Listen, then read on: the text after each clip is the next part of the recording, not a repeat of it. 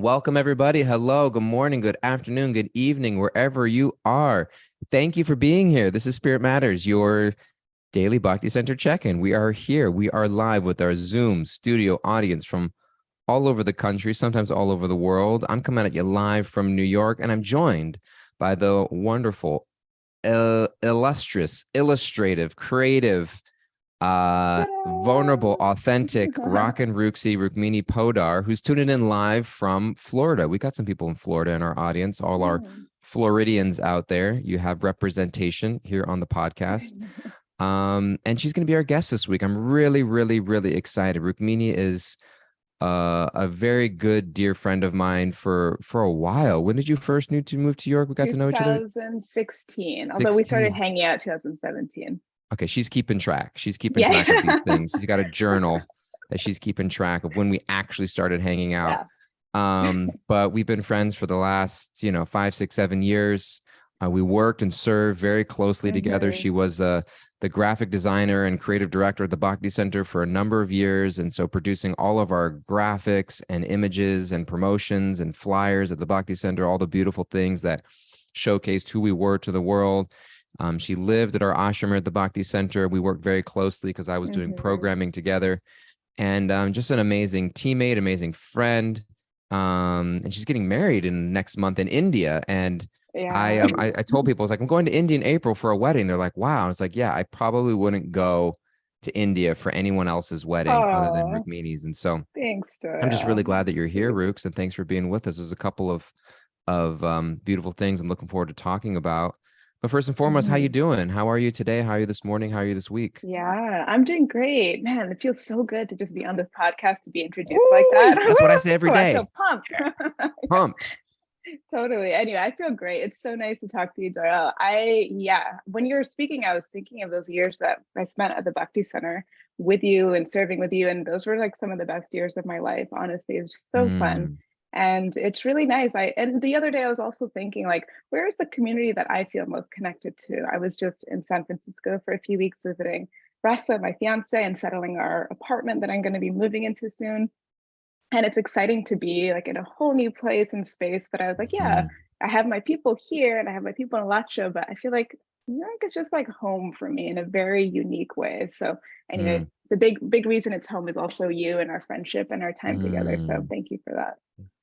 So basically, you're telling your husband, listen, we're going to be moving in together, but this is not my home. Oh, no. I just want you to know, San Francisco, Bay Area, this is not my home. I'm living here. But, I hope he doesn't watch this episode. Different kinds of homes. Different kinds of homes.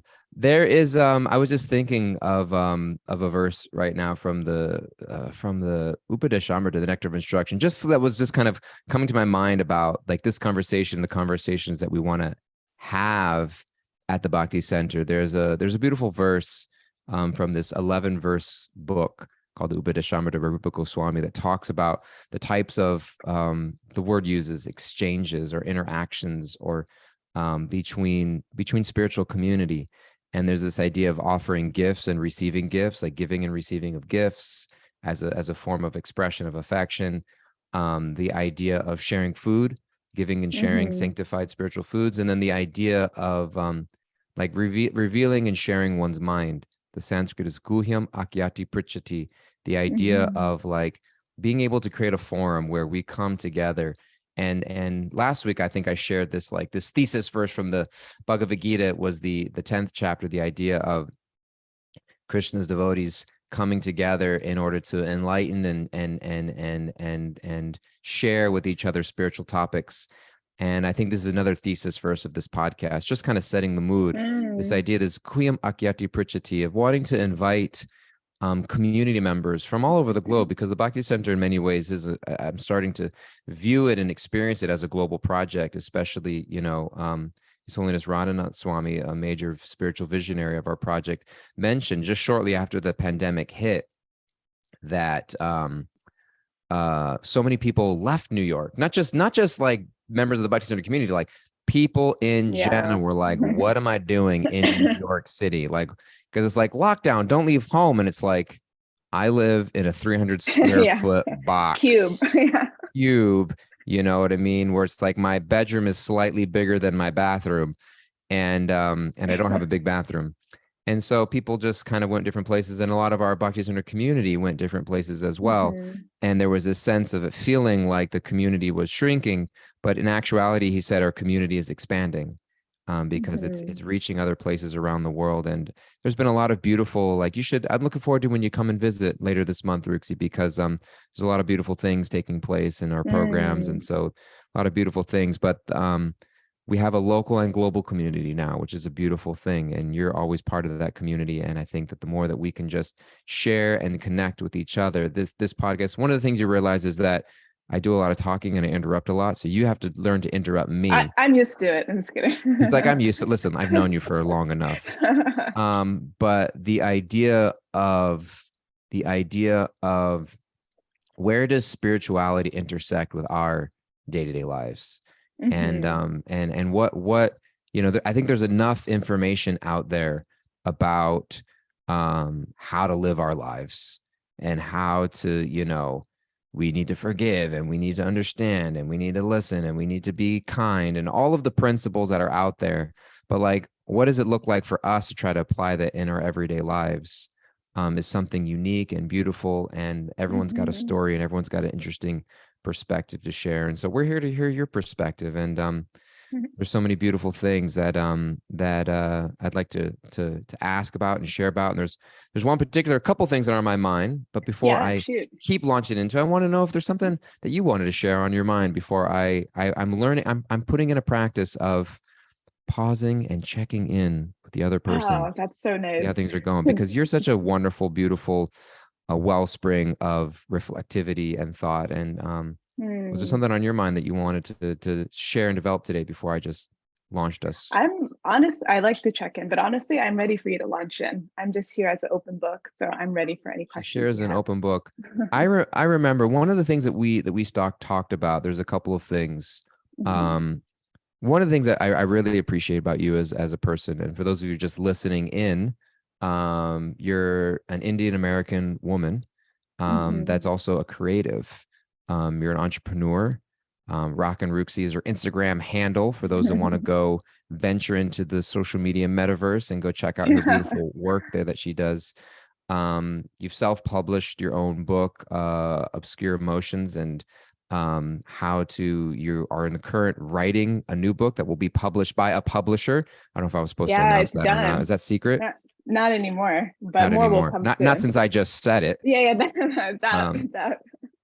but I remember one of the first times I met you, and you mentioned you pulled out this book that you had self-published a while ago, and I was just really impressed about the idea of you taking initiative to share your craft with the world, which I think is hard in spiritual life. There is, I think, sometimes a misconception that we just need to fit into a certain mold of what Yeah, and that's that supposed to look like. humility means like kind of repressing yourself or denying yourself. I think that's a big Totally. theme for me. Hmm.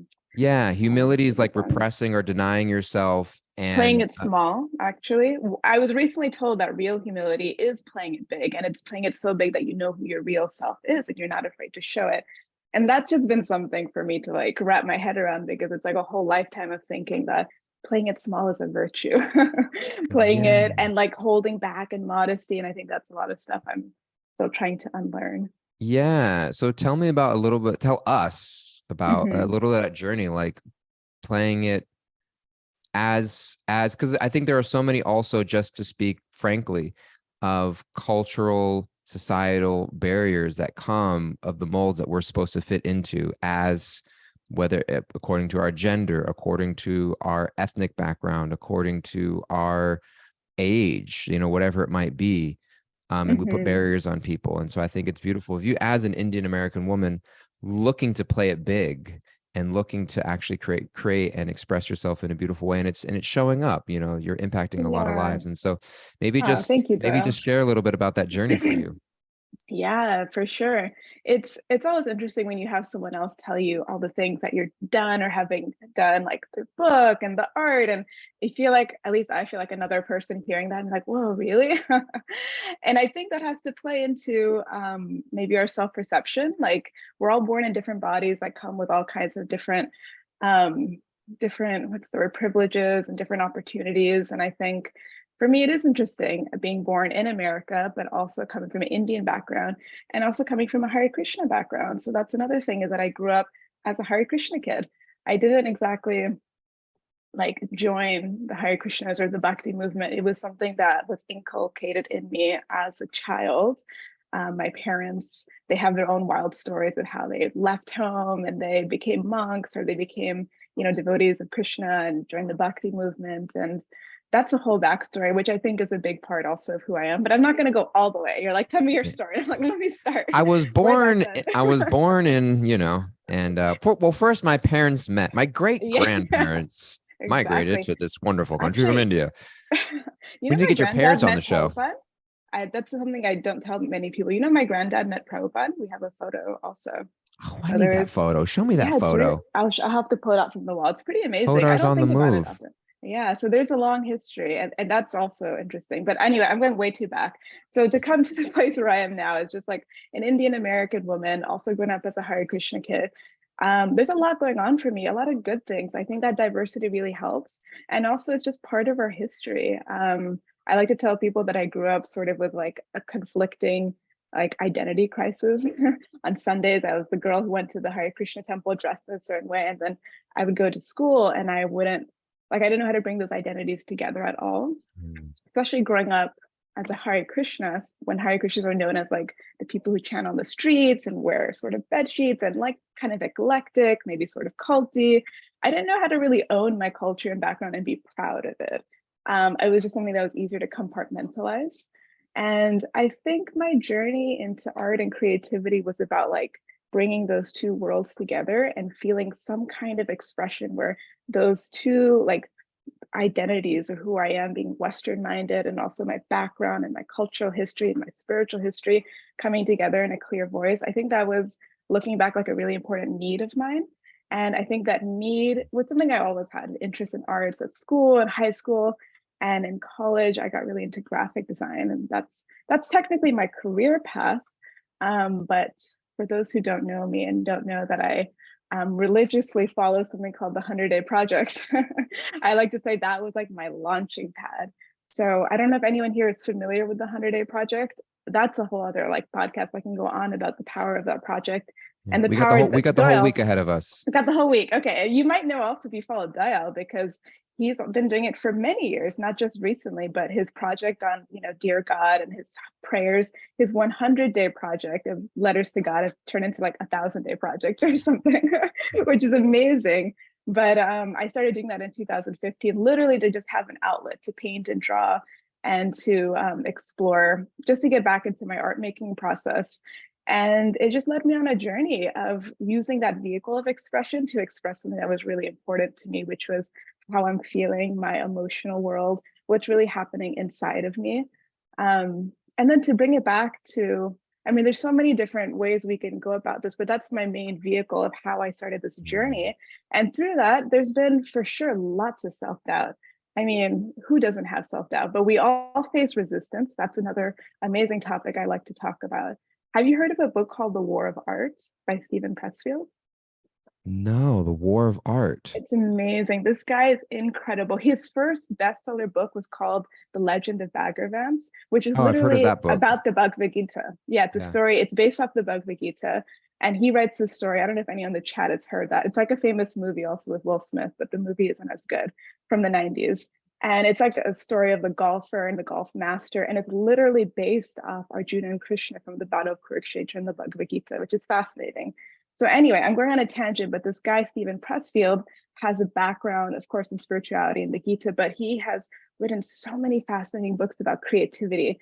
And he's sort of, I don't know if he's an ex-veteran or he has this like mood about war and battling resistance. So you can even see in his book, he talks about resistance, and resistance is the enemy. And we can see it from the Bhakti perspective that resistance is like Maya. Resistance is whatever gets in the way of us, like putting out our calling into the world.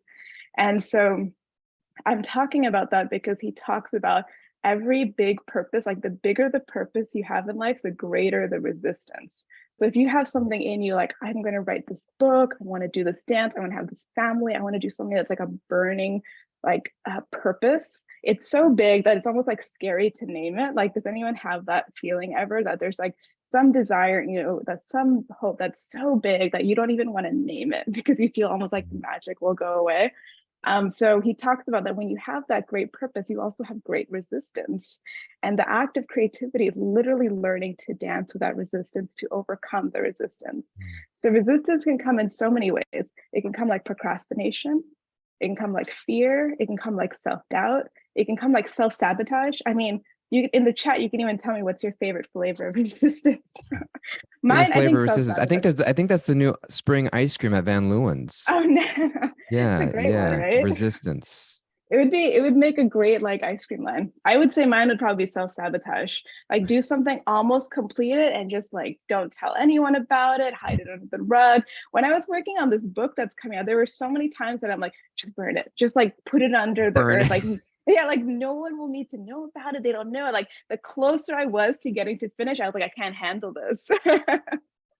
I just can't handle There's like it. smoke coming out of your window. Roxy, what are you doing in there? Nothing, mom. Nothing. Nothing. Oh man. Yeah. And you know, and he talks about this in one of his books. He has this, I really recommend The War of Art. And since then he's done so many books about, one is Going Pro, one is The Artist's Journey. And it's not just for artists, it's anyone who wants to live a life free of resistance. And he talks about creativity in that way. So anyway, I'm a big like geek when it comes to different creativity books. Big Magic by Elizabeth Gilbert is another amazing book, all about like the mysticism of creativity and how it's not something that we just create, but it's given to us by a higher power. Again, I can go on for a while, but the reason I'm talking about the different flavors of resistance and how, you know, I may have burned my book, luckily I haven't, is that I've done some really, I'm proud to say at this moment that I've done some great creative work, but it was never I'm just easy. getting an image of you like showing up to the publishers like, here's my manuscript. Or like, why are the pages burned? Like it's, and you're like dusting off some of like the cinder and like just being like, here, yeah, that's okay. It's a little burn, but it's all there. Yeah. It's like me and resistance had a little battle this morning, and you know, I think I came out victorious. Anyways, I interrupt you. Please go ahead. No, I was talking about the reason that, oh yeah, so I have done these projects that you talked about, the 100-day project, and I self-published a book, and it's been really fulfilling, but it's never been without resistance. And so just talking about that, we all have different flavors of resistance. Now I want to get to the spiritual part of resistance. And again, this is from his book. And if you don't want to read his book, he has an amazing podcast with like everyone, just type in Stephen Pressfield interview. I think he did one recently with Joe Rogan even, but he did with some other people too. And he talks about what he feels is the philosophy behind resistance. And again, I think he's read the Bhagavad Gita and he's had like the spiritual background, which is why I really resonated. But he says resistance happens. So the reason we self-sabotage ourselves. So Doyle, say you're writing a book or you're creating some new program or you're creating something amazing that you know you've always wanted to do. You're almost there. You're like 95% there. And then suddenly something in you like clicks and you're like, I can't do it. Either you procrastinate, you put it away, you burn it, like whatever your flavor is to like destroy this thing. And the reason we do it actually is that resistance is actually the ego. And the ego is terrified of you almost evolving to another level of self. Because once you do that thing you never thought you could do, you have then proved to yourself that I am more than what I thought, that I am a writer, I am an athlete, I am a runner, like whatever it is, I have like done this diet, you know, this health thing. So that is just really mind blowing. And that's what we're here on this planet to do, is to evolve and become that self that we're meant to be, that shining spirit self made of all these eternal qualities. But the reason we don't go there is the ego is so terrified of us like coming out of that ego self that it brings us down into these places of resistance, of self-sabotage, of denial, of all of that. And so when he said that, it just really clicked for me that oh, I'm like terrified of finishing this book because once I finish it, I'm telling myself that I am a writer and I am someone worthy and someone creative and someone Mm, successful. Now, why should that be terrifying?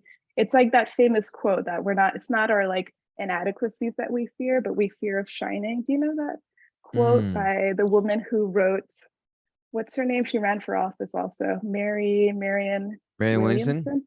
Yeah, she has that I'm famous looking it up. quote. Yeah, it's a beautiful one. So I've gone on a Our roundabout deepest tangent. fear is not Mhm. that we are inadequate. Our deepest fear is that we are powerful beyond measure. It is our light, not our darkness, that most frightens us.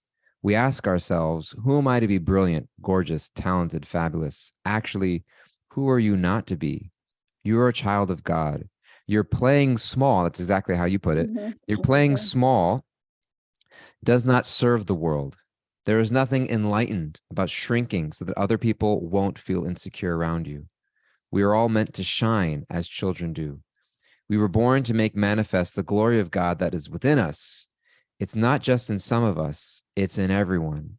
As we let our own light shine, we unconsciously give other people permission to do the same. As we are liberated from our own fear, our presence automatically liberates others. Yeah, that just gave me goosebumps. Mm. Honestly, I need that on my wall constantly. I didn't even realize what the whole quote of what she says about playing small and how when we Yeah. play big, we give permission for others to do the same. But that's the whole essence, and I feel like that's such a spiritual. It's such a like a spiritual principle, and it's like paradoxical to how we think of humility. That humility is playing it small, which is just like the biggest lie ever. It's something that I've bought into Mm. for years, and coming back to what you said about being like a Indian American woman, like all these marginalized identities, it gives us more reason to play small, like, oh, be humble, be modest, don't put yourself out there too much. Like, how much that holds us back from the essence of being a child of God that is literally designed to shine. And in doing so, that's in service to others. Now, that's something that's hard, has been hard for me, is still hard for me. But when we come back to that spiritual perspective, that like this is literally what we've been put on this planet to do. And Maya, that thing, that resistance, that obstacle, is just the ego trying to keep us small because it's so afraid of us shining. That's like mind blowing and amazing and super liberating when we really like lean into that and understand it. I love it so much. Rooks, when did you start talking like this? I don't This is know. beautiful. He's always been there. I'm so inspired and just moved hearing Oh, you speak. It's so impassioned and so I think through a lot of you know, I think over the last few years you've really stepped into your own a lot as an entrepreneur and writing your book and teaching, and it's coming from a lot of realizations. I'm just really inspired and grateful for what you're sharing. And I think you're a living example of it. And I'm really looking forward to the rest of the conversations this week. You're talking about that book, Big Magic by Elizabeth Gilbert, was her yeah. follow up book from Eat, Pray, Love, right? Sort of. She's done many in between, but they're Oh, not she did many connected in between. So because there Eat, Pray, was, Love is a memoir and is it? Big Magic is like her theory of what creativity is. Yeah. And so I remember she did a TED talk after she wrote Eat, Yeah, Pray, it's Love. And about it was that TED like, Talk. having a national, like #1 best-selling book was like the worst thing ever for my career, because she was Yeah. talking about how like it just paralyzed her. Like now everything is going to be measured up to that. And everything it's just all downhill from here, like basically was what she was kind of saying. And this like paralysis of creativity of like, it's got to now be better than what I just did. And she talked about this idea of creative geniuses where actually creativity is something that it's like a gift that comes from outside of ourselves. And I was just speaking this morning, I happened to give the Bhagavatam class at the Bhakti Center this morning about the idea of gratitude being a spiritual practice. And we talk about gratitude, just got to be grateful, just be grateful, and it's not always that easy, but actually um gratitude is antithetical to the ego. You're talking about the Mm, nature of the mhm. ego. And actually, it's the ego trying to keep us small, because of the idea of the ego is that this is who I am. It's a false identity. You're not allowed to be something else. And the idea of the ego, Christian, we were looking at this verse from the Bhagavad Gita in the third chapter of the Gita in verse 27. Krishna mentions the idea that the spirit soul, he says, Prakriti kriyamanani gunai karmani sarvashaha Mm, ahankara vimudatma. Ahankara, literally the hankar is the false ego, which literally means I maker. And so it's the idea of mm, bewildered by the sense that like I'm doing something on my own, as opposed to partnering with the power greater than myself that is flowing through me. And I think that when we keep ourselves small, it's basically the idea of that, like, it's just me, as opposed to like anything. Well, there's that other quote I thought that you were going to say. There's that beautiful quote from Mother Teresa. You know that quote? Um, um, believe more in his greatness than in yours, Oh, and I in actually your don't know that quote. weakness. You've heard that, or maybe, let me see. Maybe I've heard it Typing paraphrased. away. Sorry if my typing is No, it's okay. um Hmm. oh yeah, here it is. She wrote this quote: "Give yourself fully to God. He Hmm. will use you to accomplish great things on the condition that you believe much more in his love than in your own weakness." I love that. I've never heard that quote. A That's beautiful quote from beautiful. Mother Teresa. "Give yourself fully to God. He will use you to accomplish great things on the condition that you believe much more in his love than in your own weakness." And what I loved your also your tying back to the nature of the ego that's trying to keep us small, actually. And so the idea of, and because I think a lot of people get confused when we come to spiritual life of wanting to try and be humble, wanting to try Hmm. and be unseen, and just kind of like Hmm. keep ourselves small in that sense. And there's a lot of fear. And I think that when we I think that's the thread of the Bhagavad Gita so much, the idea of giving ourselves fully and not judging ourselves by the magnitude or the result of what's happening, but just recognizing, like, I'm here for the transformation along the way. I'm here for Hmm. the dismantling of my own ego by giving myself fully to it. And it's not like Mm. it all has to come together in order for it to be a success, but really it's in that endeavor, that belief that I can transcend the ego by thinking outside of the box is really, really powerful and really, really, really, really The beautiful. process over the results. Like in Yeah. any creative process, it's not about the final book being published or the piece of art or the music, but like what you go through in that process of creating it, Yeah. and all the shadows that you see and the way you overcome it. And in the end, the way that you believe in yourself and also like collaborate with this great creator, this energy, the God, Yeah. Krishna, and create something beautiful. I loved everything you said. We're here at our time today. We're going to be picking up this conversation all week long. We don't have, normally Kimberly's our note taker. We have a beautiful friend of ours on the podcast, Kimberly, who takes notes. She's out this week because she's got some training at work. So we're going to have to ask our live Zoom studio audience to do some homework for us, help us take notes to pick up where we're going to pick up tomorrow. We normally do this thing on the podcast, Ruxi, where we do takeaways. And so people, if you have your takeaways, you can share your takeaways in the chat, and we'll read them off, and we just go through some takeaways, and then we close with a closing word or a thought, something that we're taking away. Some people were sharing that their resistance of choice is distraction. Another one Leslie, was what's distraction? procrastination. I won't read your names to keep you Oh, anonymous. sorry. Oh yeah, it was Leslie and Pasha. It was Leslie and Pasha. My Leslie bad. wrote, "We can't all do great things, but we can do small things with great love." That's another quote. Beautiful. Collaborate with Hmm. Krishna. Stephanie wrote, "Stop playing small and step into your authentic presentation." Beautiful, That's a beautiful, great beautiful. summary. We can just think of that one for tomorrow. Yeah, yeah, yeah. What's a takeaway for you, Ruxi? What are you walking away with today? This was so nice. I think playing it small is a big theme in general in my life and one that I've discovered in the last year. And I would say, yeah, I would say trusting our shine. I love that quote by Mm, Miriam Williamson. Trusting your shine. You are meant to shine more than anything else. yeah. And I think it's a great question. And I think that for me is also I loved the opening of the question that you kind of raised implicitly of like, what is it that I'm really afraid of? Hmm. And when I think about fear, it really boils down to a fear of cracking my ego. Ah, The that's deep. conception I have about myself, Hmm. that there's a conception I've built about myself that Hmm. says this is what I need in order to elicit love and belonging and connection from other people. I need to be this kind of way. Because it's a lie. It's antithetical to the idea of the soul, because the soul understands that I am inherently worthy of love and belonging. Every Yeah. living being is, but the ego says you're not, and it says you Mm-hmm. have to develop some sort of identity in order to elicit that from the world. Mm-hmm. Wow. And my fear is that if I lose this ego identity, I'm going to get cut off from love and belonging and connection and joy. And so I think it's so, like, when I really boil down to, like, what's my fear? My fear is, what if I fail? What if I mess up? What if people ridicule me? Like, well, why is that a problem? What is the actual fear? And it always boils down to, I have a story about myself that I'm worried will get exposed to others or to Yeah, myself, and that's that's such a just big like, one.